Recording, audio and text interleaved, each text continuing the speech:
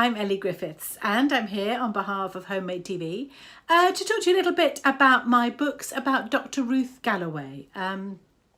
This is the most recent one. I've got it upside down. The most recent one. It's called The Lantern Men. And this is number 12 in the series. But the first one is called The Crossing Places.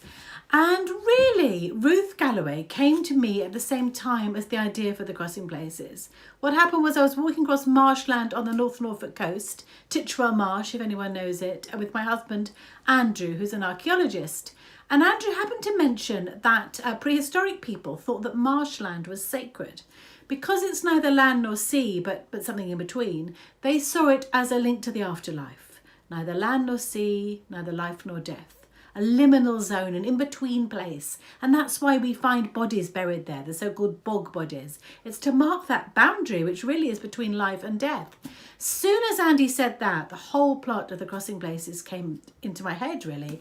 And I have to tell you that I saw Dr. Ruth Galloway walking towards me out of the mist. She just appeared in front of me. And I felt I knew everything about her in that moment. I knew where she'd been to school, where she'd been to college. I knew what her favourite books were. I knew what her favourite biscuit was.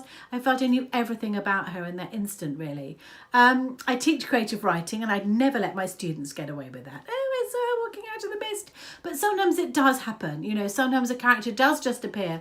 And then the challenge is what to do with that character. And I do say to my students to look at the feet, to follow the feet, look down, see where that character's going. And I thought I knew where Ruth was going.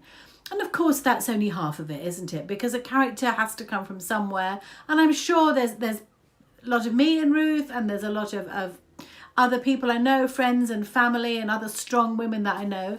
So Ruth is a forensic archaeologist. She works at a made-up university called the University of North Norfolk. And she goes into work one day and she finds a police officer waiting for her, DCI Nelson. And he wants her advice, because I knew from my husband, who's an archaeologist, that the police do ask for forensic archaeologists for their advice when they find buried bodies. So Nelson has found some bones buried on the marshland, and he thinks they might be the remains of a child who disappeared 10 years ago. Ruth goes to examine the bones and she knows almost immediately that they're over 2,000 years old. So they're not the bones of this child, but she is then drawn into the investigation and incidentally into a very complicated relationship with the policeman, DCI Harry Nelson. So that was the first book. That was The Crossing Places. I only had a one-book deal, so I didn't know that there would be any more. I did kind of cunningly end the book on, I suppose you'd call it a kind of an emotional cliffhanger. So I did hope that there would be more, really.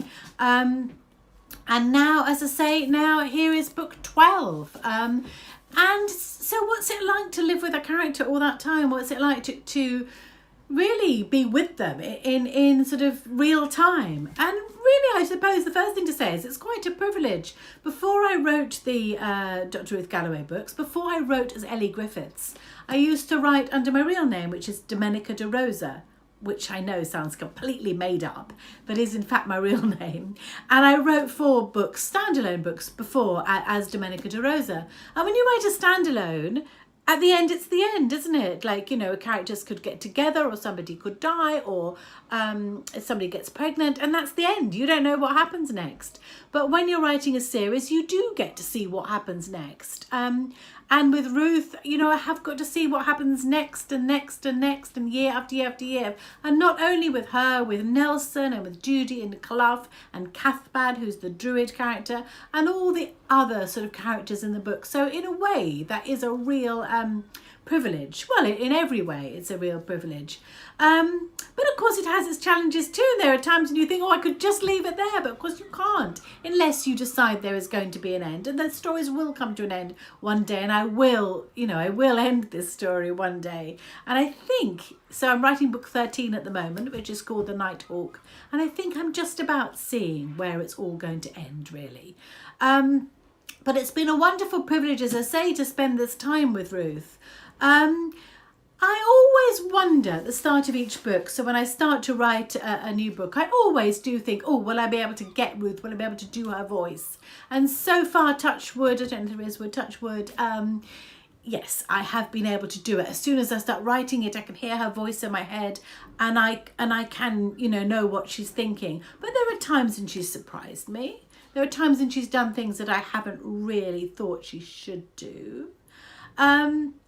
So yeah, so it's an interesting situation to be with a character this long, really. And I was lucky enough to chatting to Mark Billingham yesterday about the Tom Thorne books. I think there's 16 of those.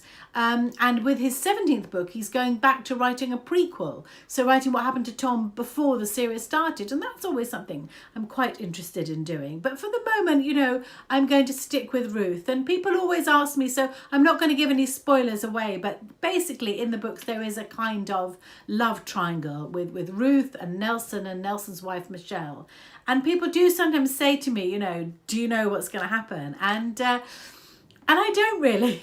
But I think that's just like life. So I think that's okay. So I'm just going to keep on writing until I do know it.